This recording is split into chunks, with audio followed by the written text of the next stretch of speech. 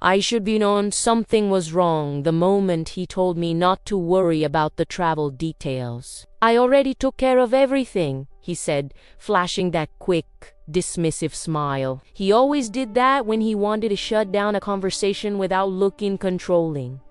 But I brushed it off. After all, this trip was supposed to be about reconnecting. A weekend getaway, just ooze. The morning of the flight, I woke up early, excited. I double-checked our luggage, printed our boarding pass as well, mine. Since he already had his and made sure I had everything. Passports, IDs, chargers, even snacks. He barely said a word the entire ride to the airport.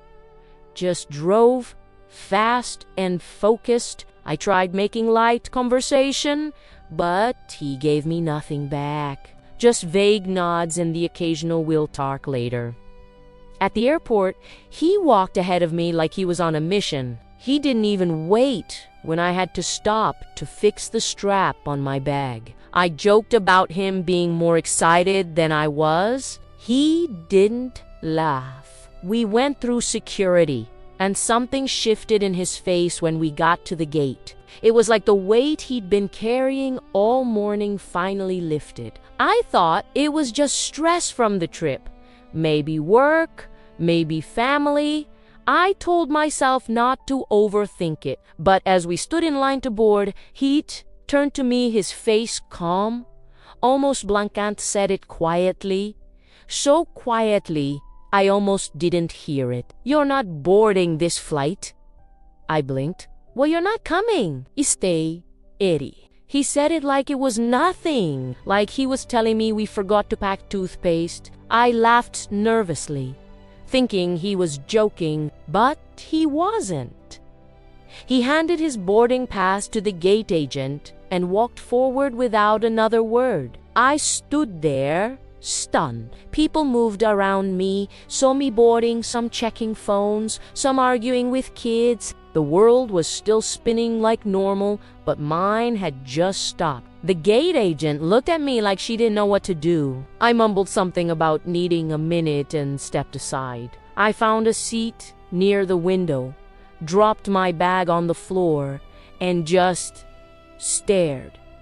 What the hell had just happened? I tried to rationalize it.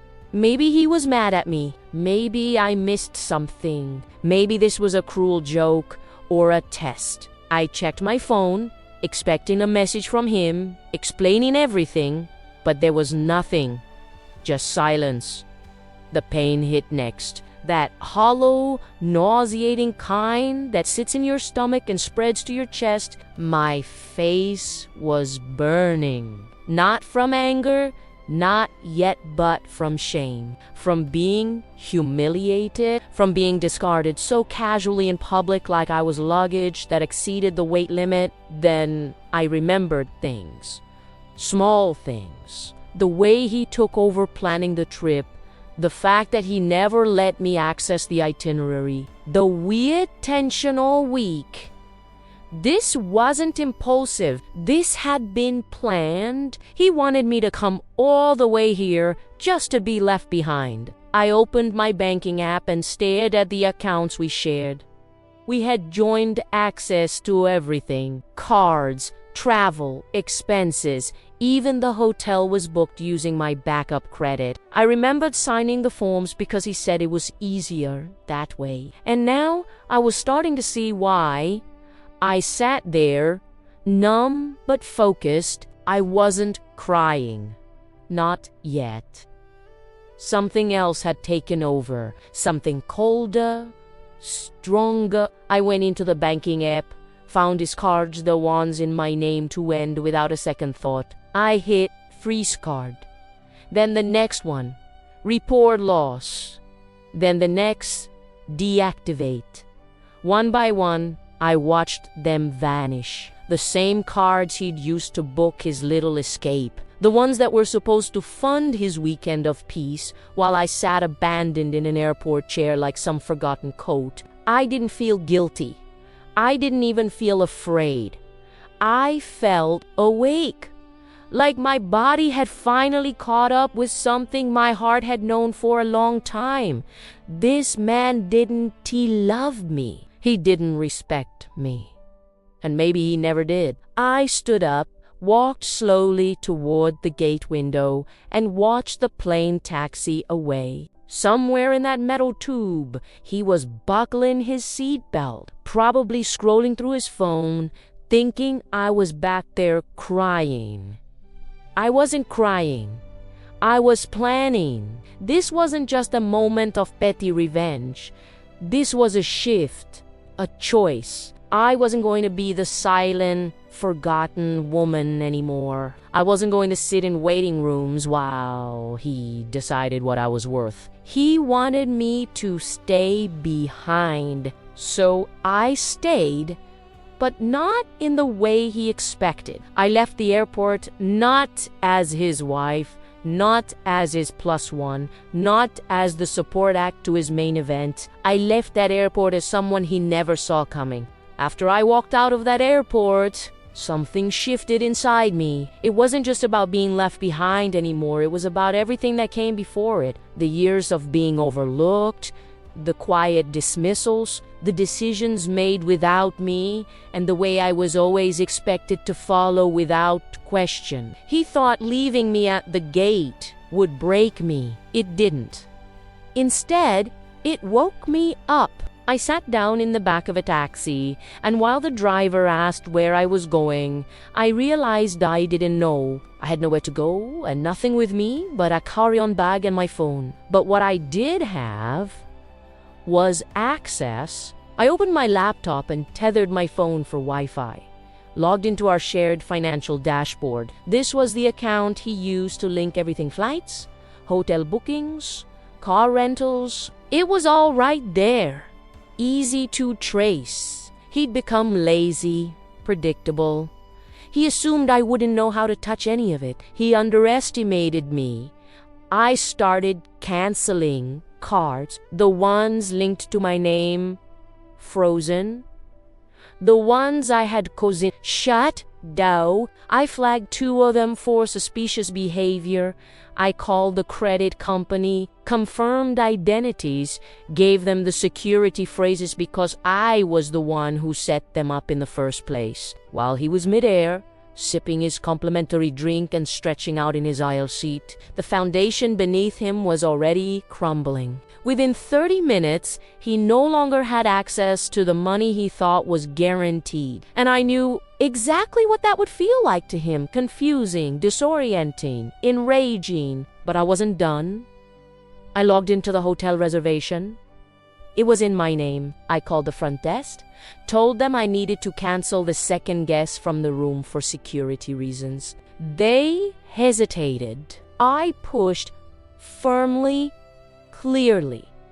I gave them the booking code, verified the payment method, and requested they hold the room under surveillance, just in case he tried something. Then I booked a separate room under a different name at a small boutique hotel downtown. I didn't know why I was staying in the same city as our supposed vacation may be. I wanted to see what it felt like to reclaim space he had chosen for both of us. And honestly, I wanted to feel powerful again. Back in the hotel room that night, lying on a clean bed in a room he'd never step into, I ordered myself dinner, sat by the window, watched the skyline, and I didn't cry. Not to earnest. I kept expecting the emotions to come crashing down. I thought I'd have that movie scene break down, the sobbing on the floor, the screaming into a pillow. But what came instead was silence. Not the kind that hurts, the kind that calms. I slept better that night than I had in years. The next morning, I woke up to a storm of calls and texts, missed calls, voicemails, messages filled with disbelief and rage. What the hell did you do? Why are my cards being declined? Are you insane? You can't just leave me stranded here. I didn't. reply. I wasn't going to argue with someone who made their choice so publicly. Someone who told me to my face that I wasn't coming. Someone who stripped me of my dignity at the boarding gate in front of strangers. He didn't deserve explanations, but part of me wanted him to understand something. This wasn't about revenge. It was about restoration, about reclaiming the parts of myself I had chipped away to fit into his world. I dimmed myself for so long, trying to make the relationship work, that I forgot I even had boundaries to protect. That weekend, I made a list. A literal one. I opened the notes app and started writing down everything I'd given up over the past few years. Career opportunities, personal goals, friends I drifted away from because he didn't like them, clothes I stopped wearing because they weren't flattering, hobbies I let go of to be more practical. By the time I hit number 23, I stopped. Not because I ran out of things to list, but because I realized I didn't want to spend one more second tallying up losses. I wanted to count wins, and that started now. I called my sister the one he always said was too dramatic and a bad influence. She cried when I told her everything. Then she said, "I'm so proud of you. You finally left the room he locked you in." That sentence hit me hard, because that's exactly what it felt like.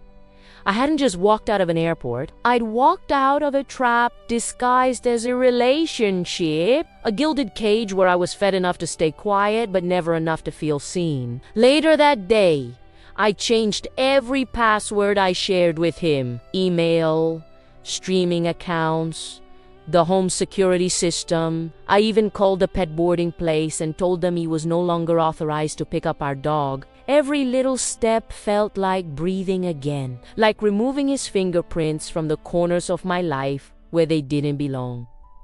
I checked the flight history later. His plane had landed. No messages from him since that morning. No apologies, just silence. And honestly, that was a gift. I didn't need closure from him. I was giving it to myself. A few days after he landed, I received a short email. No apology, no explanation, just a line that read, "Call me when you're ready to talk." I stared at it for a while. I didn't feel anger. I didn't even feel curious. I just felt done. There was no conversation that would change what happened at the airport, no sentence he could craft that would make me forget the moment he looked at me and said, "You're not boarding this flight." It wasn't a misstep. It wasn't an emotional outburst. It was a decision, calculated, cold, public, and now so was mine. I didn't reply to his email. Instead, I opened a new browser tab and started researching apartments. Not in our city, not even in our state, somewhere new, somewhere he'd never thought of for me. A city with light and water and people who didn't know my name. I didn't need a fresh start. I needed a clean one. I called a lawyer the next day. Not for revenge, for clarity, for protection, for peace. We had no children, but our finances were tangled. He'd always insisted on joint accounts, saying it was just easier. Now I saw the truth. He wanted oversight, control, traceability. But what he didn't expect was that I'd learned to read fine print, that I'd remember conversations he had tuned out, that I would collect every document, every statement, and I did. I built my case in silence. I didn't yell. I didn't threaten. I didn't warn, because this wasn't about scaring him. It was about freeing me. Meanwhile, the story of the airport incident began to trickle out. I didn't tell anyone at first, but people started asking his friends, our neighbors, mutual acquaintances. Did something happen between you two? I heard he went on that trip alone, ... Double quotes, and I told them the truth. Calmly, plainly, he told me at the gate that I wasn't boarding. The silence that followed was always the same: shock, disbelief, sometimes a nervous laugh, like they hoped I was joking. I wasn't. The reactions varied. Some people were horrified. Some didn't know what to say. Just a few looked at me like I'd finally done something brave they wished they could do too. The more I shared, the more I realized this wasn't just my story. This was the story of every woman who'd ever been made to feel small in quiet moments, who'd been dismissed not with violence, but with indifference, who'd been erased in plain sight. I didn't want to be erased anymore. So I started showing up for myself. I went back to the art class I dropped years ago. I wore the clothes he said made me look too bold. I played the music I loved out loud in my car with the windows down. I reached out to friends I had slowly let go of one by one, and I told them the truth. Not the edited version, the real version. And they didn't judge me. They held me. They reminded me who I was before him. Then came the invitation. A close friend of mine was getting married in Italy. It was last minute. A seat had opened up. She asked if I wanted to come. My first instinct was to decline. I didn't even have a passport anymore. But then I remembered I did. He just kept it in his drawer. I drove to our old apartment while he was out, used the spare key I never returned, and found it in the same place. He always kept it under the socks. As I stood there, holding my passport, something shifted. The room looked different, na smaller, dimmer, like I had outgrown it and hadn't even realized I didn't take anything else. Just that. And a week later, I was at the airport again. But this time, I was alone by choice. No tension in the air, no cold glances, no whispered ultimatums, just me, a boarding pass, and a destination I chose for myself. I watched the planes take off as I waited at the gate. I thought back to the last time I sat in an airport chair like this, heartbroken, abandoned, and now I was free. The gate agent smiled at me as I walked forward. "Have a great trip," she said. I smiled back. "I will." The plane took off, and I watched the ground fall away beneath me, slowly, gently. I didn't cry. I didn't tremble. I felt steady, calm. I wasn't flying away from something. I was flying toward someone. Me.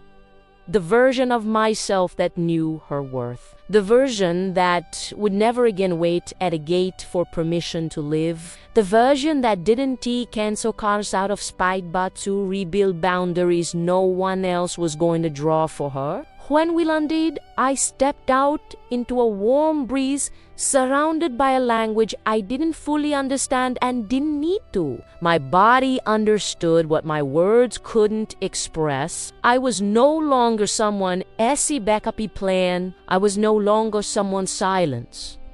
I was my own beginning, and I didn't need his flight to get there.